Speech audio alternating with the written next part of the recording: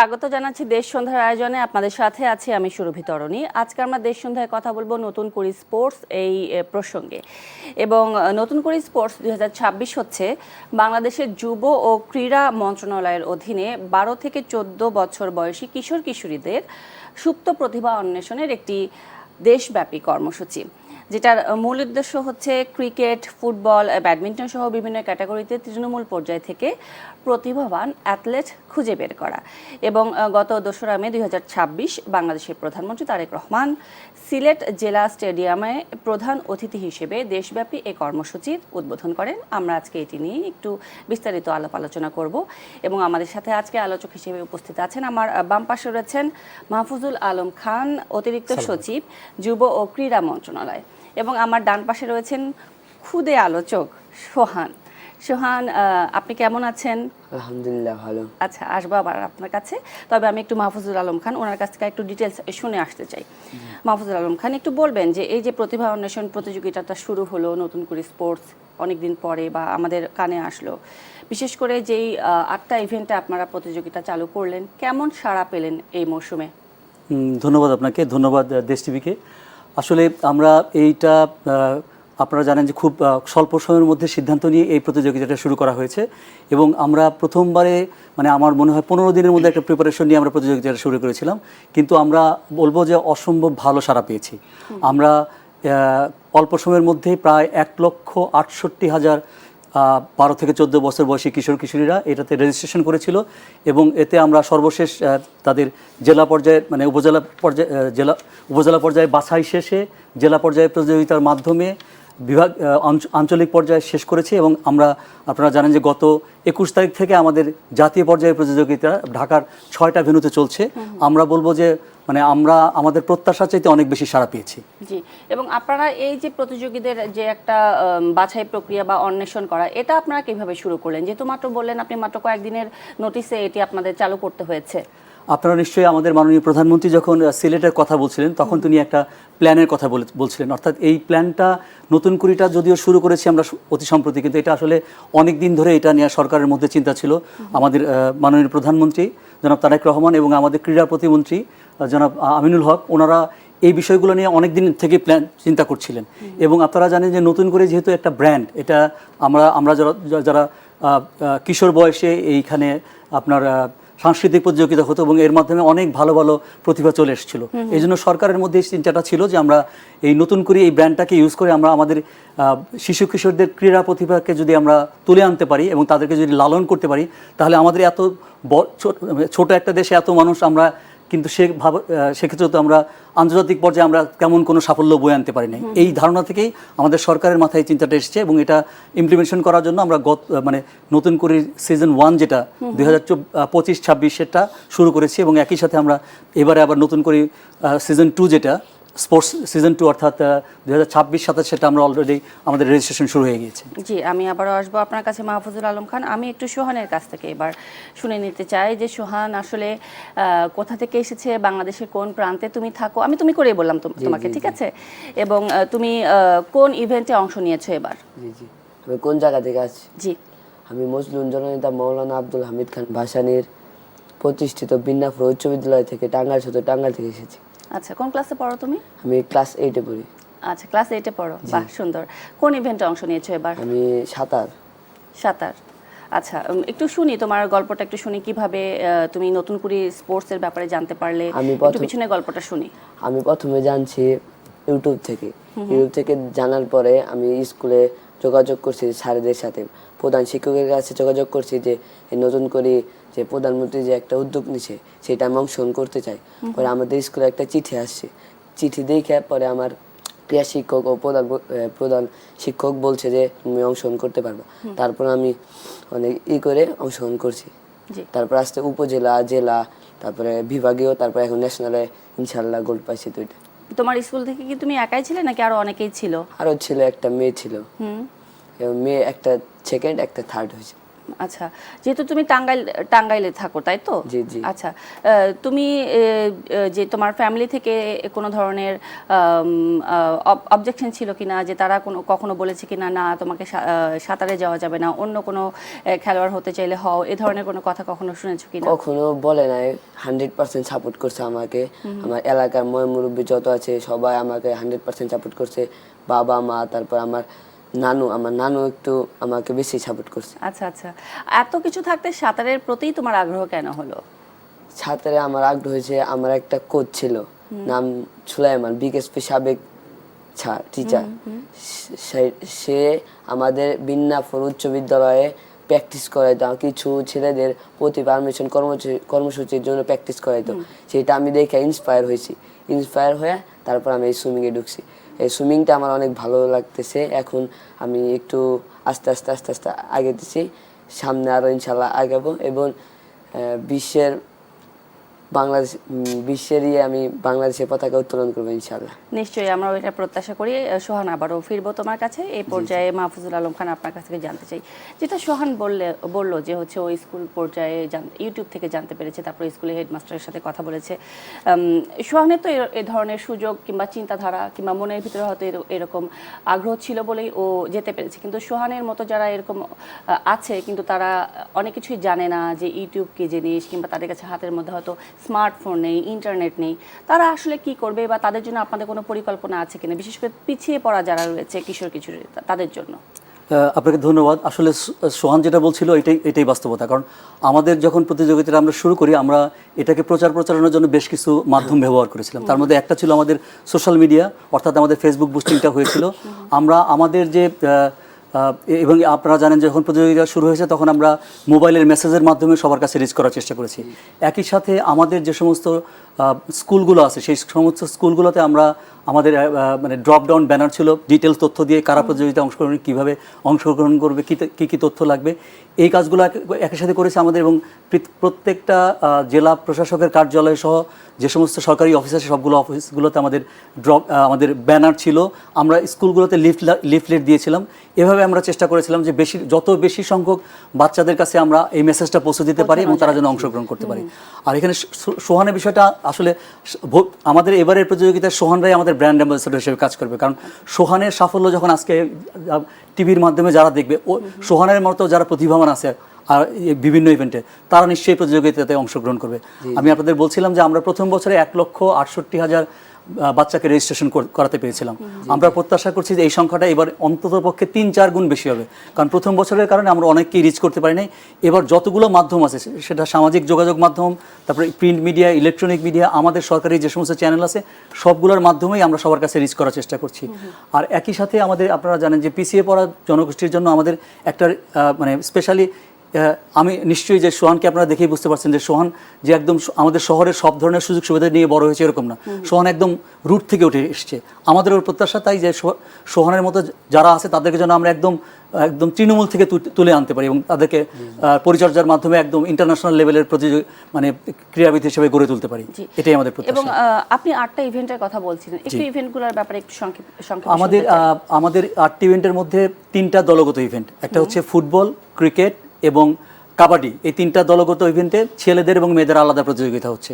একই সাথে এর বাইরে আমাদের অ্যাথলেটিক্সের 3টা ইভেন্ট, 100 মিটার দৌড়, 200 মিটার দৌড়, লং জাম্প, সাঁতারে 4টা ইভেন্ট, তার মধ্যে freestyle 50 metre freestyle, 50 metre breast stroke, 50 metre back stroke এবং 50 মিটার বাটারফ্লাই, এরকম আছে। আবার আমাদের যেমন আমাদের মার্শাল আর্টের 4টা ইভেন্ট আছে, সেখানেও তায়কোন্দো, তারপর উশু, এ ধরনের 4টা ইভেন্ট আছে।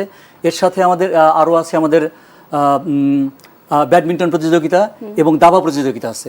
এরকম আমাদের টোটাল 8টা ইভেন্টের প্রতিযোগিতা চলছে। এবং কোন ইভেন্টে সবথেকে বেশি প্রতিযোগী অংশগ্রহণ করেছে?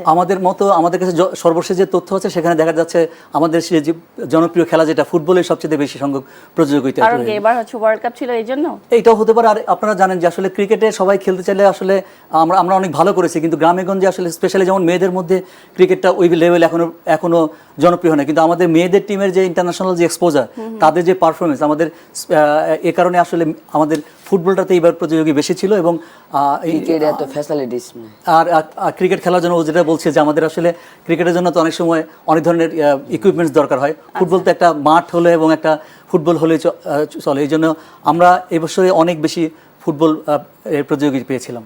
আচ্ছা, আমি একটু সোহানের কাছ থেকে শুনে দিতে চাই, যেহেতু সে বললো যে ক্রিকেটে এত ফ্যাসিলিটিস নেই। আচ্ছা, কি কি ফ্যাসিলিটিস থাকলে ভালো হতো তোমার মনে হয়? আমার ভালো তো যেমন ফুটবলে একটা বল হলে এবং খালি পায়েও খেলা যায় ফুটবল, কিন্তু ক্রিকেট তো তা না। ক্রিকেট লাগে, ক্রিকেটের অনেক সেফটি লাগে, হেলমেট লাগে, তার জন্য অনেক কিছু ফ্যাসিলিটি লাগে, কিন্তু আমাদের গ্রামের তো অর্থনৈতিক অবস্থা তো ভালো না, তার জন্য তারা এটা কিনতে পারে না, তার জন্য ক্রিকেট এতটা খেলা হয় না। কিন্তু ফুটবল এমনি গ্রামের ছেলেবেলে অনেক কম টাকা দিয়ে ফুটবল পাওয়া যায়, ফুটবল এমনি কিনে খেলতে পারে। তুমি হচ্ছে ক্রিকেট ফুটবলে যদি এইসব ফ্যাসিলিটিস থাকতো তুমি কি যেতে? আমার প্রথমে আশা ছিল আমি ফুটবল খেলবো, ফুটবলার হতে চাইছিলাম আমি প্রথমে, কিন্তু তারপর সাঁতার আসলাম, এরকম করে তারপর সাঁতার আসলাম। দেখো তুমি ফুটবল দেখো এমনিতে? জি, ওয়ার্ল্ড কাপ দেখছি। আচ্ছা, কার সাপোর্টার ছিলে এবার? মেসি। Messi, Argentina. জি জি। আচ্ছা, কেমন খেলেছে মেসি এবার? মেসি অনেক ভালো খেলছে, কিন্তু লাস্ট ফাইনালে মনটা একটু খারাপ হয়েছে। যেহেতু তুমি ফুটবল খেলাও, নিশ্চয়ই ফুটবল কিছু বুঝো, আমি এত কিছু বুঝি না, একটু বলো তো কি কি ভুল ছিল?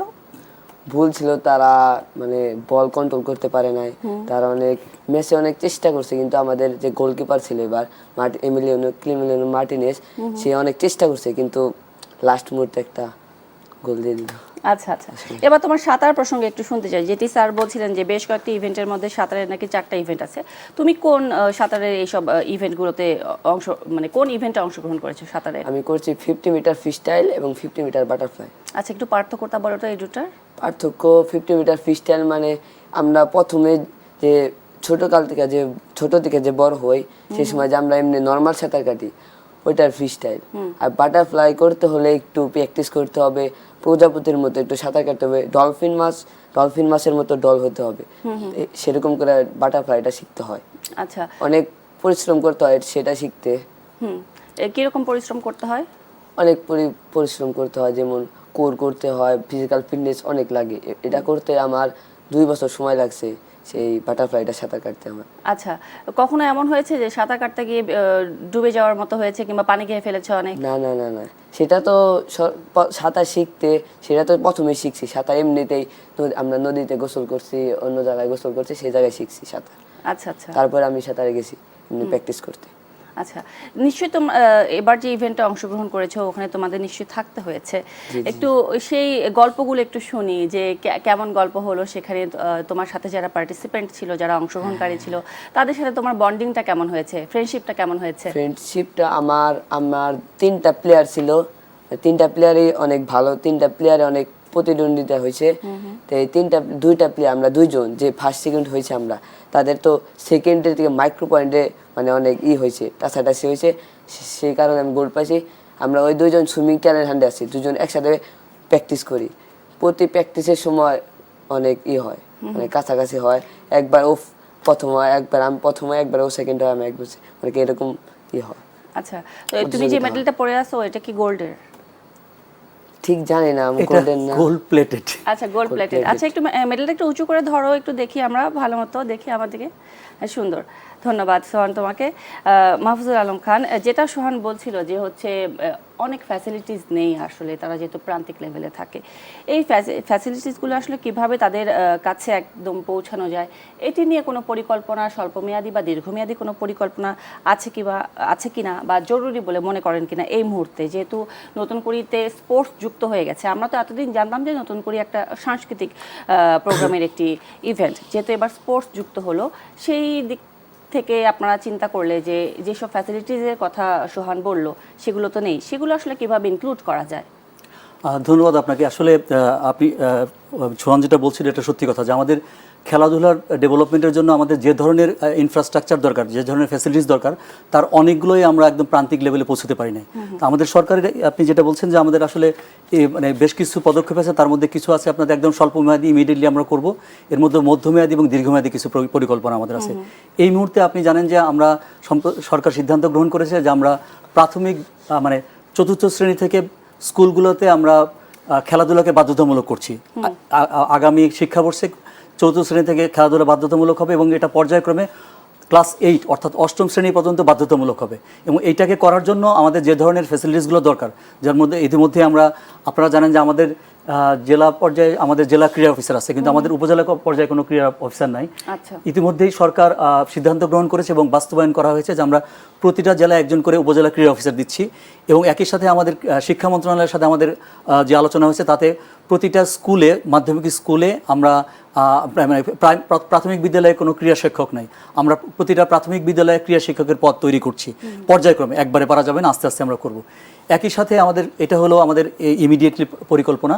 আর একই সাথে আমরা সিদ্ধান্ত নিয়েছি যে আমাদের সোহান যেটা বলছিল, আমাদের একদিকে যেমন ইকুইপমেন্টের অভাব আছে, খেলার মাঠেরও প্রচুর অভাব আছে।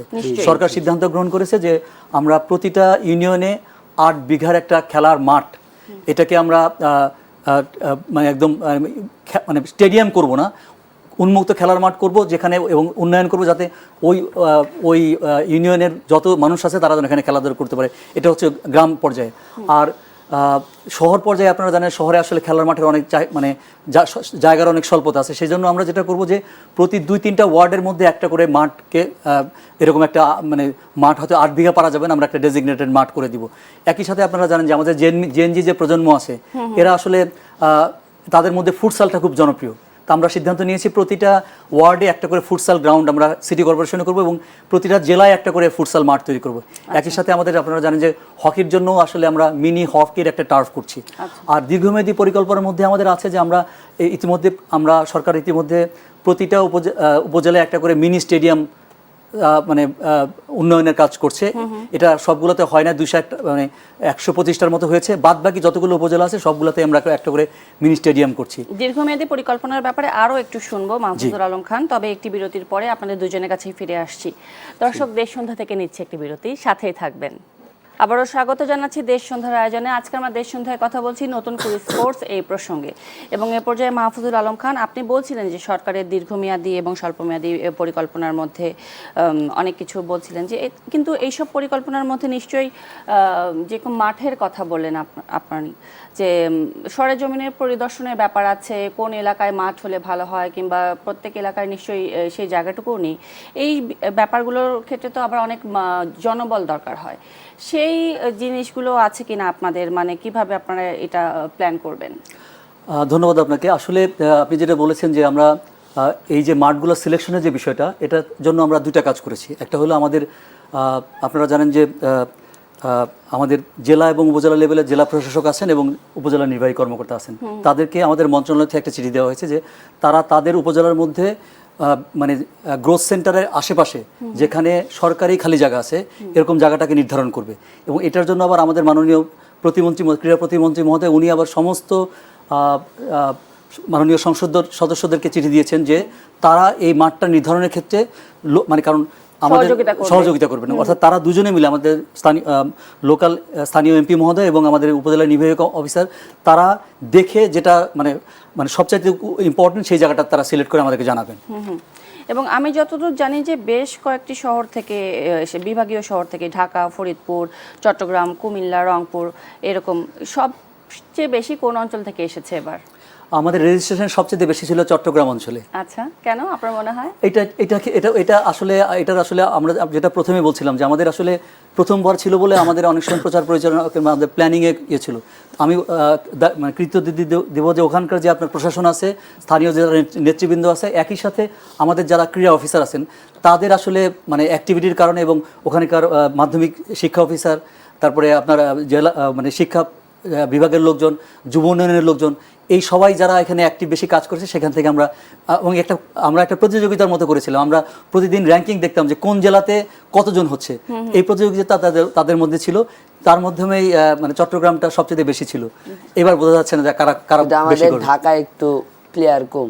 ঢাকায় প্লেয়ার কম কেন কম তোমার মনে হয়? আমার মনে হয় ঢাকায় অনেক মানে ছেলেরা অনেক গেমের প্রতি, তারপরে হলো নেশায়, মোবাইল এরা আসক্ত হয়েছে বেশি। খেলাধুলায় এখন এরকম প্লেয়ার নাই, মানে খেলাধুলা করতেই চায় না কেউ, সবাই মানে মাদকে আসক্ত হয়েছে, তারপরে মোবাইল আসক্ত হয়েছে। বাহ, তোমার কাছে এটা শুনে খুব ভালো লাগলো। তোমার এলাকায় যে খেলার মাঠ রয়েছে, কিংবা তুমি যেখানে সাঁতার প্রথম শিখতে গেছো, সেই গল্পটা একটু শুনি, যে তুমি প্রথমে কোথায় সাঁতার শিখতে গিয়েছো? এলাকার আশেপাশের পুকুরে নাকি হচ্ছে খালে বিলে, কোথায়? আগে আমি তো এমনি নদীতে খালে বিলে প্র্যাকটিস করি না, মানে এমনি সুইমিং করতাম। তারপর আমাদের স্কুলে আমার কোচ অনেকজনকে প্র্যাকটিস করাইতো। পরে আমি ওইটা দেখছি, ওইটা দেখে পর আমি সুইমিং আসছি যে কেমন লাগে দেখি, একটু পরিকল্পনা করে দেখি যে কিছু হওয়া যায় নাকি। পরে আমি আস্তে আস্তে করলাম। তারপর আমার একটা খেলা ছিল, আন্তঃ স্কুল খেলা ছিল। আন্তঃ স্কুল খেলা 23 সালে আমি কিছু হইতে পারলাম না। তারপর সবাই আমাকে অপমান করলো যে তুমি পারবা না। তারপর আমি একটা মনে জিত আনলাম। জিত আনা 24 সালে আমি ইন্টার স্কুল চ্যাম্পিয়ন হইলাম, 25 সালেও চ্যাম্পিয়ন হইলাম। আচ্ছা, এই যে জিদের কথা বললে, সেই জিদের জন্য তুমি কি কি করেছিলে সাঁতারের জন্য? অনেক সকালে প্র্যাকটিস করতাম, বিকালে প্র্যাকটিস করতাম, রাতেও মানে কল্পনা করতাম রাতে ঘুমানোর সময় যে আমার ফার্স্ট হইতে হবে, কি কি করতে হবে। রাতে মানে ড্রিল ট্রেনিং করতাম। আমার কোচ বলছে যে তুমি রাতে কল্পনা করবা এবং মনে মনে ভাববা যে আমি সুইমিং পুলে সাঁতার কাটতেছি এবং প্রধানমন্ত্রীর কাছ থেকে পুরস্কার জয় করতেছি। আচ্ছা আচ্ছা, এই তোমার আর সব যারা টিচার ছিলেন স্কুলে, তারা তোমাকে কিভাবে উৎসাহ দিয়েছেন? আমাকে অনেক উৎসাহ দিয়েছে যে তুমি পারবা, ইনশাল্লাহ হবে, তুমি প্র্যাকটিস করতে থাকো, আমরা তোমার পাশে আছি। আমাকে মানে আমাদের টাঙ্গাইল জেলা একটা সংস্থা, তারপরে যে আমার ইনি স্যার অনেক করছে আমাকে, যে করছে যে আমাদের অনেক ফ্যাসিলিটি দিছে যে তোমরা পারবা ইনশাল্লাহ। কিন্তু আমাদের পুকুরটা আছে, পুকুরটা আমরা সুইমিং পুলে করলে একটু ভালো হয়, সুইমিং পুলের মতো একটু কাজ করলে ভালো হয়। এখন 4টা আছে, 4টা লেন আছে, সামনে আগামীতে 8টা লেন করলে ভালো হয়। আচ্ছা, পুকুরের মধ্যে তো অনেক ময়লা কচুরিপানা এগুলোও থাকে, তখন অসুবিধা হয় না তোমাদের? অসুবিধা হয়, একটু কচুরিপানা ময়লা হয়, আমরা পরিষ্কার করি। আমাদের অনেক ছেলে আছে, স্কুলের ছেলেদের নিয়ে সবাইকে বলে আসো পরিষ্কার করি, পরে পুরা পুকুর পরিষ্কার করি, ডালপাল সেটে দেই, সব কিছু করি আমরা। এগুলো সবই তোমরা স্কুলের ছেলে স্কুলে ছাড়রা বলে। তারপরে চুন আছে, চুন ছাড়রা স্কুলে চুন দিয়ে দেয় জানি শরীরে কোনো স্পট না হয়। স্পট মানে হচ্ছে পোকামাকড় কামড়ে যেন কোনো ক্ষতি না হয়, চুলকানি এসব কিছু যদি না হয়। আচ্ছা আচ্ছা, ধন্যবাদ সোহান তোমাকে। মাহফুজুল আলম খান, এই যে সোহান বললো যে তাদের নিজেদেরই পুকুরটা পরিষ্কার করতে হয় কিংবা হচ্ছে প্রতিষেধক হিসেবে তারা চুন ব্যবহার করছে, এই আসলে এটা তো এক ধরনের প্রতিবন্ধকতা বলা যেতে পারে আমাদের দেশের পার্সপেক্টিভ থেকে। আসলে এই জিনিসগুলো কিভাবে উতরানো যায়? সেটা আসলে সোহান যেটা বললো এটা হচ্ছে বাস্তবতা।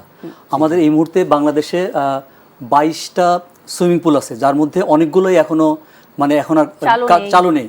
তো আমাদের এইটার নিয়েই আমাদের দীর্ঘমেয়াদী পরিকল্পনার অংশ হিসেবে আমরা পর্যায়ক্রমে 64টা জেলায় আমরা সুইমিং পুল তৈরি করে দিচ্ছি।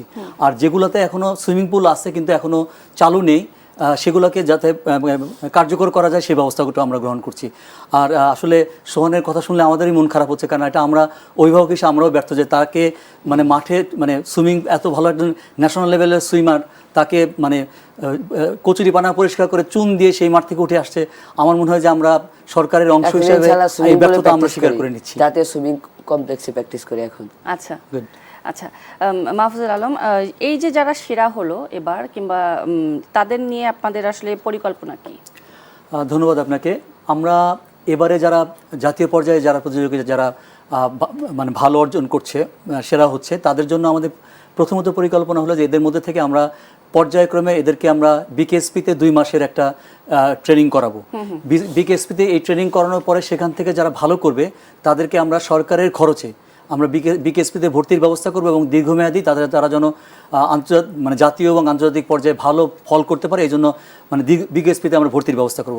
এর বাইরে আমাদের মানে আরও যেটা প্ল্যান আছে যে আমরা ভবিষ্যতে যেটা করব যে আমরা স্পোর্টস ডিপ্লোমেসির মাধ্যমে বিভিন্ন দেশের সাথে যাদের এই ধরনের সুযোগ সুবিধা আছে, যেমন চায়না কিংবা সিঙ্গাপুর কিংবা অন্য কোনো দেশ যারা এই ধরনের সুযোগ সুবিধা আছে, তাদের সাথে আমরা চেষ্টা করব যে বাইলেটারাল এগ্রিমেন্টের মাধ্যমে আমাদের যারা ভালো ক্রীড়াবিদ তাদের ওখানে পাঠানোর চেষ্টা করব, অথবা তাদের ওখান থেকে যে ভালো যে যারা কোচ আছে তাদেরকে এখানে নিয়ে এসে আমাদের যারা ক্রীড়াবিদ আছে তাদেরকে প্রশিক্ষণের ব্যবস্থা করার সিদ্ধান্ত আমাদের রয়েছে। যেহেতু এটা হচ্ছে প্রথম সিজন, তাই না?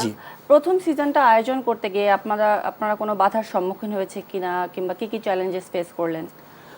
প্রথম সিজনটা করার সময় আমাদেরকে প্রথমত যেটা ছিল যে আমি প্রথমেই বলেছি যে এটা আমাদের একদম খুব কম সময়ের মধ্যে করেছিলাম, যে কারণে আমার মনে হয়েছে যে আমরা যতটুকু প্রচারণা করার কথা ছিল সেটা আমরা করতে পারি নাই, এবং যে কারণে আমাদের অনেক প্রতিযোগী যাদেরকে আমরা রিচ করতে পারি নাই। তো এটা আমাদের একটা মানে সীমাবদ্ধতা ছিল, আমরা চেষ্টা প্রস্তুতির জন্য সময় কম পেয়েছিলাম, যে কারণে এবং আমাদের আসলে যে অভিজ্ঞতার কারণেও এটা তো অনেক ক্ষেত্রে আমরা হয়তো বুঝতে পারি না, আমরা হচ্ছে যে কাজটা করছি সেটা হয়তো ভালো হচ্ছে, সেটা যে ঠিকমতো কাজ করছে না এটা বুঝতে আমাদের একটু সময় লেগেছে। এটা আমাদের একটা সীমাবদ্ধতা ছিল। আর কিছু কিছু ক্ষেত্রে যেটা ছিল যে আপনারা জানেন যে আমাদের বাচ্চাদের মানে বয়স নির্ধারণের জন্য যে বিষয়টা আছে, এখানে কোথাও কোথাও ছোট ছোট সমস্যা ছিল, যে অনেক ক্ষেত্রে আমাদের যারা এখনো স্যার স্কুল থেকে যারা করেন তারা চান যে তার একটু বেশি বয়সের বাচ্চাটা যদি মানে তারা পাঠাতে পারেন তাহলে প্রতিযোগিতার সুবিধা করেন। কিন্তু আমাদের যে দীর্ঘমেয়াদী প্ল্যান, আমাদের উদ্দেশ্য তো যে এখানে প্রতিযোগিতায় গোল্ড পাওয়া না, আমরা প্রতিভাটাকে বের করে নিয়ে এসে খুঁজে বের করে এনে তাদেরকে লালন করে তারা যেন আমাদের দেশের জন্য সম্মান বয়ে আনতে পারে। ওই ক্ষেত্রে আমাদের একটু সমস্যা ছিল। আমরা চেষ্টা করছি এইবারের প্রতিযোগিতায় যেন এই বয়সের বিষয়টা আমরা অত্যন্ত ভালোভাবে হ্যান্ডেল করতে পারি, সেই বিষয়টা করার চেষ্টা করছি আমরা। জি, অসংখ্য ধন্যবাদ। আচ্ছা সোহান, তোমার বয়স কি আসলেই কত? তুমি ক্লাস 8-এ পড়ো? তোমাকে দেখে কিন্তু মনে হচ্ছে না, মনে হচ্ছে আরো ছোট। আমি ক্লাস 8-এ পড়ি। আচ্ছা, তোমার বয়স কত? আমার বয়স 14। 14 বছর বয়স। আচ্ছা, নিশ্চয়ই ঠিক আছে, ক্লাস 8-এ 14 বছর ঠিক পরে। আছে। হ্যাঁ, তোমার আসলে এই সাঁতার বাদে অন্য কোনো ফিল্ডে কোনো আগ্রহ ছিল কিনা আগে থেকে, বা তুমি খেলেছো কিনা মাঠে ক্রিকেট, ফুটবল এরকম? মাঠে অনেক ফুটবল খেলতাম আগে, ফুটবল অনেক ভালো খেলতাম, কিন্তু ফুটবলে যাওয়া হয়নি।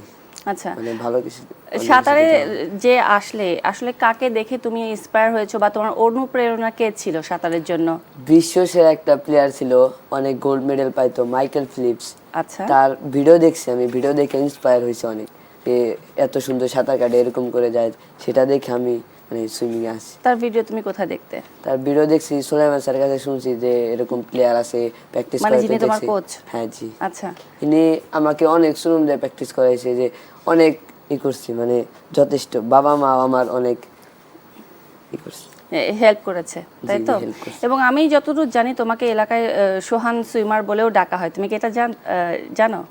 হ্যাঁ বলে সোহান অনেক সুইমার, যে সাঁতারও, আমাকে সাঁতারও নামে চিনে সবাই। আচ্ছা, যে অন্য আমাদের এলাকায় বলে যে আমার নাম, আমার নামে অনেকজন আছে, বলে যে সাঁতারও সোহান, তাহলে চিনে যাবে আমাকে। আচ্ছা, তোমার বাড়িতে যেতে হলে তাহলে বললেই হবে যে সাঁতারু সোহানের বাড়িতে যেতে চাই, আমাদেরকে নিয়ে যান, তাই তো?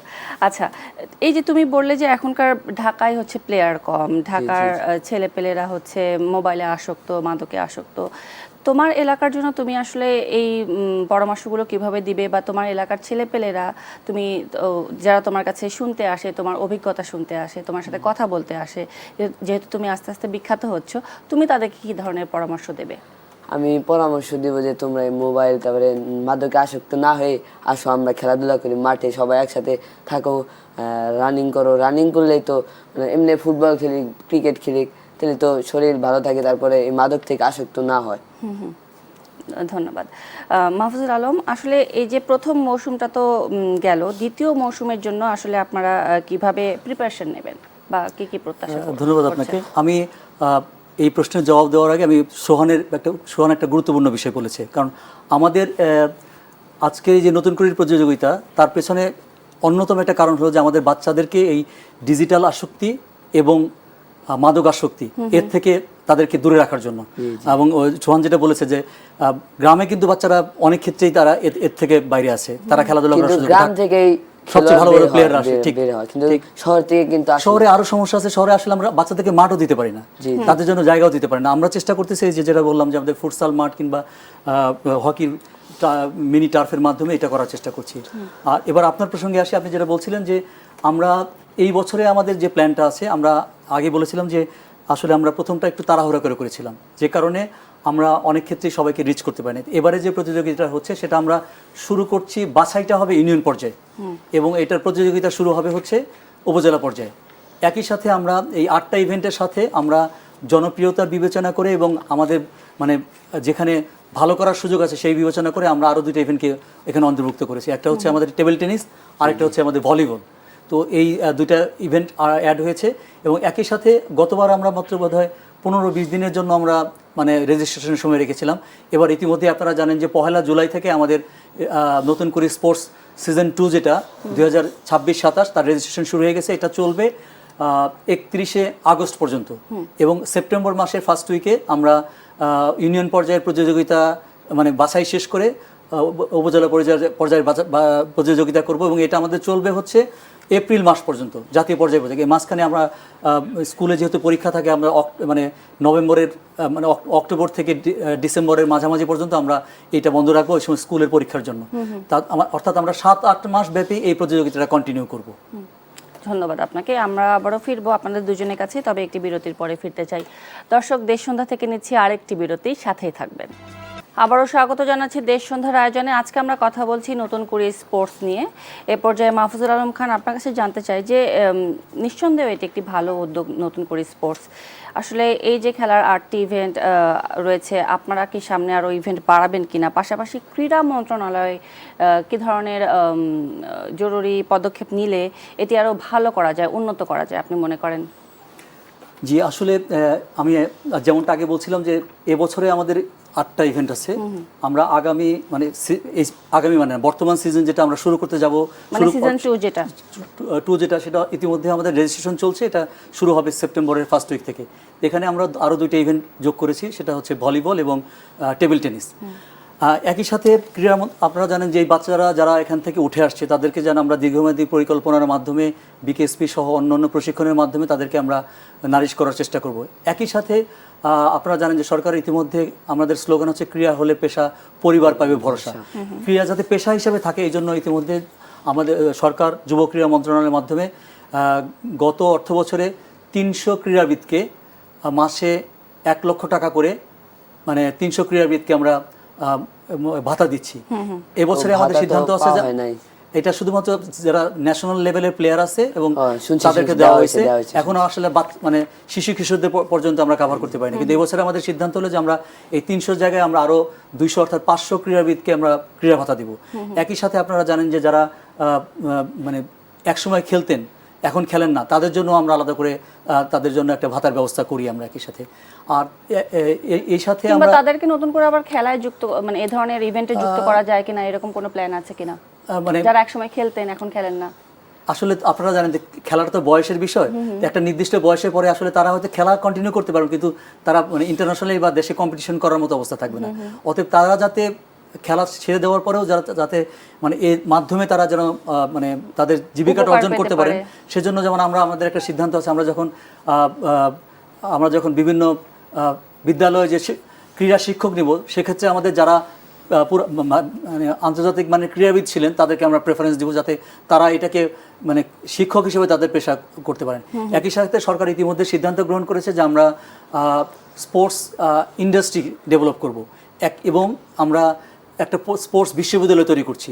তো সেই স্পোর্টস বিশ্ববিদ্যালয়ের মাধ্যমে আমরা এই ক্ষেত্রে যাতে আমরা মানে বিভিন্ন ক্ষেত্রে মানে ক্রীড়া কি বলে ইন্ডাস্ট্রি এবং ক্রীড়া ক্যারিয়ার, সেটা কোচিং হতে পারে, কেউ হয়তো স্পোর্টস মানে ইভেন্ট ম্যানেজমেন্টের জন্য যারা কাজ করতে পারে, এই ধরনের দীর্ঘমেয়াদী পরিকল্পনা আমাদের রয়েছে। যে আমি একটু সোহানের কাছ থেকে শুনে নিতে চাই যে সোহান, তোমার ফ্যামিলি সম্পর্কে একটু জানতে চাই, যে তোমার ফ্যামিলি বিশেষ করে ফিনান্সিয়াল অবস্থাটা কেমন? তুমি আসলে কি ধরনের হেল্প চাও ক্রীড়া মন্ত্রণালয়ের মতো একটি প্রতিষ্ঠান থেকে? আমার ফ্যামিলিতে অর্থনৈতিক অবস্থা এত ভালো না, কারণ আমি আগে অনেক, এখনো মানে এখন তো আমি একটা ট্যালেন্ট হান্টে আছি, এখন একটু হয়েছে, কিন্তু কয়েকদিন আগে থেকে আমি মানে পড়াশোনা করতে পারতাম না, খেলাধুলা করতে পারতাম না অর্থনৈতিক কারণে। কারণ আমি প্রধানমন্ত্রীর কাছ থেকে একটাই চাই যে যারা এখন নতুন করে গোল্ড পাইছে বা চ্যাম্পিয়ন রানার্স আপ হয়েছে তাদের একটা ভাতার ব্যবস্থা করলে ভালো হয়। এবং আমাদের সুইমিংয়ে যারা আছে, সুইমিংয়ে অনেক মানে বাজেট কম, মানে ফেডারেশনে অনেক কম আছে সব কিছু, কিন্তু এত ভালো হয় না যে খেলাধুলা সুইমিংয়ে এত মানে ফুটবল ক্রিকেটের মতো সুইমিংয়ে এত নাম ডাকও নেই, কারণ এরকম হয় না। সুইমিংয়ে অনেক লোকও কম, মানে অনেক প্লেয়ারও কম হয়, প্রশিক্ষকও কম। আচ্ছা, এবং সুইমিং এর ব্যাপারে আসলে খুব একটা আগ্রহ দেখতেও পাও না তুমি তোমার বয়সীদের মাঝে, এরকম কোনো কিছু? কিন্তু ওই জায়গায় অনেক দাম আছে, কিন্তু আমাদের গ্রামের ছেলেরা বুঝে না যে সুইমিং এর কি দাম। ওই জায়গায় তো দাম আছে, কিন্তু আমাদের বাংলাদেশ থেকে অন্য দেশে সুইমিং এর দাম বেশি। মানে সুইমিং এ অনেক ভালো, যে সুইমিং একটা এমন একটা ব্যায়াম, যে খেলাধুলা যে পুরো শরীরে ব্যায়াম হয়। সুইমিং প্রতিদিন আমরা 10,000 মিটার সুইমিং করা হয় আমাদের। আচ্ছা, এমনি তোমার ফ্যামিলিতে কে কে আছে? বাবা আছে, মা আছে, আর ভাই বোন? ভাই বোন নেই, আমি তুমি একাই? একাই, হ্যাঁ। আচ্ছা, আসবো আবার তোমার কাছে। মাহফুজুল আলম খান যেটি বললো যে হচ্ছে সোহান যেটি বললো যে সুইমিংয়ের খুব একটা নাম ডাক নেই, কিংবা সুইমিংয়ের ব্যাপারে অনেক তার বয়সী অনেক ছেলে মেয়ে হয়তো জানেও না। আসলে শুধু সুইমিংকে কেন্দ্র করে নয়, সব কিছু নিয়েই তো তৃণমূল পর্যায়ে দেখা যায় যে এক ধরনের জানার অভাব রয়েছে। আসলে এই যে জানার অভাব, এটা আসলে কিভাবে পূরণ করা যায়? আমাদের কি সেই পরিমাণ ক্রীড়া শিক্ষকও রয়েছে, নাকি আমাদের আরও তৈরি করতে হবে, বা আমাদের আরও এই জায়গাটা আর একটু গুরুত্ব দেওয়া উচিত? সোহান যেটা বলছিল সত্যি কথা, যে আমাদের আসলে অনেক কিছুই সীমাবদ্ধতা রয়েছে। দলীয় খেলায় নাম আছে, কিন্তু একা যে একটা খেলা ইন্ডিভিজুয়াল ইভেন্টে, ইন্ডিভিজুয়াল ইভেন্ট অনেক কষ্টকর এবং অনেক প্রতিযোগিতামূলক। তার জন্য এটা কিন্তু ইন্ডিভিজুয়াল ইভেন্ট কেউ যাইতে চায় না এরকম। কিন্তু ইন্ডিভিজুয়াল ইভেন্টগুলো কষ্টকর কেন? কষ্টকর কারণ মানে নিজের উপর ডিপেন্ড করে যে আমি পারবো কি পারবো না। কিন্তু দলীয় খেলায় যে সবাই মিলেই করে, যে ওর উপর ভরসা রাখে, ওর উপর একটা টিম হয়ে খেলা যায়। কিন্তু একান্ত খেলা তো নিজের উপর সবই করে, নিজে সব প্রেশার নিজেকে নিতে হচ্ছে। আমরা আসলে সোহানদের এই বিষয়টা বুঝি বলে আমরা যেটা সিদ্ধান্ত, আমি আপনাদেরকে আগে বলছিলাম যে আমরা নতুন করে স্পোর্টসে যারা ইন্ডিভিজুয়াল ইভেন্টে যারা ভালো করবে তাদেরকে আমরা প্রথমত বিকেএসপিতে একটা 2 মাসের মানে একদম ইন্টেন্সিভ একটা ট্রেনিং করাবো। এরপরে এখান থেকে দেখা যাবে যে যারা এদের মধ্যে যারা ভালো, তাদের মধ্যে থেকে যাদেরকে যে সত্যি সত্যি ভালো প্রতিভা আছে, তাদেরকে আমরা বিকেএসপিতে সরকারের, আপনারা জানেন যে বিকেএসপি তো ভর্তি হলে তার খরচ তার পরিবারকে দিতে হয়। তো আমরা যেটা করব, ক্রীড়া মন্ত্রণালয় মানে সরকার ক্রীড়া মন্ত্রণালয়ের মাধ্যমে এই যারা প্রতিভাবান মানে ক্রীড়াবিদ থাকবে তাদের বিকেএসপিতে সমস্ত খরচ আমরা সরকার বহন করব, যাতে তারা দীর্ঘমেয়াদী ইয়ে থাকবে। এবং আজকে আমরা একটা সিদ্ধান্ত নিয়েছি যে এবার যারা প্রতিযোগিতায় যারা ভালো করছে, মানে প্রথম দ্বিতীয় হচ্ছে, তাদের বাবা মাকে আমরা ইতিমধ্যে ইনভাইট করেছি, যারা আমাদের আগামী 27 তারিখে মাননীয় প্রধানমন্ত্রী যেটা আর্মি স্টেডিয়ামে যেটা সমাপনী এবং পুরস্কার বিতরণী থাকবেন, ওখানে থাকবে। একই সাথে আমরা তাদের সাথে এক ধরনের এগ্রিমেন্টে কথাবার্তা বলে নেব যে আপনার বাচ্চাটাকে যদি আমরা বিকেএসপিতে ভর্তি করি আপনাদের কোনো আপত্তি আছে কিনা। অর্থাৎ আমাদের পরিকল্পনার মধ্যে আছে, কিন্তু আমরা সত্যি কথা যে এখন পর্যন্ত আমরা অনেক কিছুই করতে পারিনি, বাট আমরা দীর্ঘমেয়াদী পরিকল্পনার মধ্যে সোহানরা যাতে সত্যি সত্যি একদম মানে মাইকেল ফিলিপসের মতো ইন্টারন্যাশনাল সুইমার হয়, সেই ব্যবস্থাটা আমরা নিশ্চয়ই করার চেষ্টা করব। নিশ্চয়ই। এবং আপনি শুনলেন যে সোহানদের হচ্ছে অর্থনৈতিক অবস্থা, পারিবারিক অর্থনৈতিক অবস্থা খুব একটা ভালো না। এরকম নিশ্চয়ই আরও অনেক সোহান রয়েছে, এবং তাদের যে একজন খেলোয়াড়ের যে একটা সুষম খাবার দরকার, বা একটা প্ল্যানিং ডায়েট দরকার, বা একটা ডায়েট প্ল্যান দরকার, এই ব্যাপারগুলো সম্পর্কে কি তারা অবগত, বা আপনারা এই ব্যাপারগুলো নিয়ে কিভাবে কাজ করবেন ভবিষ্যতে? আপনাকে ধন্যবাদ। আসলে আপনি এই প্রশ্নটা করে দেওয়াতে আমাদের জন্য একটা নতুন কথা বলার সুযোগ করে দিলেন। সোহান জানে যে আমরা গত 20 তারিখে আমরা এই প্রথমবারের মতো সোহানদের প্রতিযোগিতা শুরু করার আগে আমরা মিরপুরে যে ইনডোর স্টেডিয়াম আছে সেখানে একজন স্পোর্টস নিউট্রিশনিস্ট, যিনি ক্রীড়াবিদের নিউট্রিশন নিয়ে কাজ করেন, তার সাথে আমরা একটা সেশন করেছি। জাতীয় পর্যায়ে কি কি খেতে হবে, কোন খাবারটা খেতে হবে, খাবার খেলে পুষ্টিকর আছে, ভালো খেলার আগে কি খেতে হবে, এনার্জি পাওয়া যায়, কোন মানে তার কার্বোহাইড্রেট কতটুকু খাবে, তার প্রোটিন কতটুকু খাবে, ক্যালোরি কতটুকু হবে, এটা কিন্তু আমরা আগে কখনো করিনি। আমার ধারণা শুধুমাত্র ন্যাশনাল লেভেলে যারা প্লেয়ার আছে তাদের জন্য করেন, কিন্তু এবার আমরা যেটা করেছি, আমরা প্রথম সিজনে শুধুমাত্র জাতীয় পর্যায়ে প্রতিযোগী যারা ছিল তাদের জন্য আমরা এই কাজটা করেছি। কিন্তু আমরা সিজন 2 যেটা এখন যেটা চলমান আছে, এটা আমরা চেষ্টা করব এই বছরে আমরা জেলা পর্যায়ে যখন এই প্রতিযোগিতা হবে তখন তাদের জন্য প্রত্যেকটা জেলায় এই ধরনের সেশন করার চেষ্টা করব। আর একই সাথে আমাদের যেহেতু ক্রীড়া ভাতার যে বিষয়টা আছে, আপনারা জানেন যে আমাদের তো সরকারের মানে চাহিদা এবং দেওয়ার সক্ষমতার মধ্যে অনেক গ্যাপ রয়েছে। তবুও আমরা এই বছরে চেষ্টা করব 500 ক্রীড়াবিদকে এই ক্রীড়া ভাতার আওতায় আনায়। কিন্তু এই মুহূর্তে আসলে আমরা একদম কিশোরী বাচ্চা ক্রীড়াবিদ যারা, তাদের জন্য মাসিক কোনো মানে প্ল্যান এই মুহূর্তে আমাদের নাই, কিন্তু নিশ্চয়ই ভবিষ্যতে আমাদের সক্ষমতার ভিত্তিতে নিশ্চয়ই এই ধরনের প্ল্যান আমাদের সামনে থাকবে। কিন্তু আমরা এটাও নিশ্চয়তা দেবো যে যারা সত্যিকারের ভালো প্লেয়ার তাদের দায়িত্ব সরকার নেবে। সরকার তাদেরকে প্রশিক্ষণের জন্য যাবতীয় যা করা দরকার তার যাবতীয় খরচ সরকার বহন করবে, যদি তারা সেই ধরনের প্রতিভাবান হয়। এবং সেই প্রতিভাবানদেরকে আমরা এই নতুন করে স্পোর্টসের মাধ্যমে খুঁজে বের করার চেষ্টা করছি। আচ্ছা, এবং এই যে ক্রীড়া মন্ত্রণালয়ের কাছে সোহানের যে একটা প্রত্যাশা যে একটা ক্রীড়া ভাতার ব্যবস্থা করলে ভালো হয়, বা সুলভ মূল্যে সরঞ্জামগুলো পাওয়া গেলে ভালো হয়, এগুলো তো উঠে আসলো আলোচনায়। কিন্তু তারপরও আপনি মানে একজন যদি ধরি যে হচ্ছে তাদের প্রশিক্ষক হিসেবে, আপনি আসলে ক্রীড়া মন্ত্রণালয়ের কাছে কি কি আশা করেন? আমার একটাই প্রত্যাশা যে সোহানদেরকে আমরা নতুন কুড়ির মাধ্যমে তুলে আনছি, সরকারের মানে এটা তো 12 থেকে 14, তাহলে 16 বছরের 15 বছর হলে সে কোথায় প্রতিযোগিতা করবে, 16 বছরে কোথায় করবে, তাকে আমাদের মানে ইয়ুথ টিমে কিভাবে ঢুকবে। একটা আপনারা আমি এবছর দেখছিলাম যে ফ্রান্সেরটা দেখছিলাম যে ওদের প্রত্যেকটা এই ট্যালেন্ট হান্ট প্রতিযোগিতাটা শুরু হলো 7 থেকে 12 বছর। 12 বছরের পরে যে বাচ্চাগুলো ভালো করে ওদেরকে একদম এলিট একাডেমিতে নিয়ে যায়, এবং সেই একাডেমি থেকে বের হওয়ার আগেই তারা কোন মানে আপনারা জানেন যে শুধুমাত্র ইন্ডিভিজুয়াল ইভেন্টে তো ওর পক্ষে একলা কন্টিনিউ করার জন্য তার জন্য স্পন্সর দরকার হয়, তার জন্য একটা মানে লম্বা একটা ডায়েট প্ল্যান লাগে, ট্রেনিং শিডিউল থাকে। আমাদের 4-5 বছর একটা দীর্ঘমেয়াদী প্রশিক্ষণ।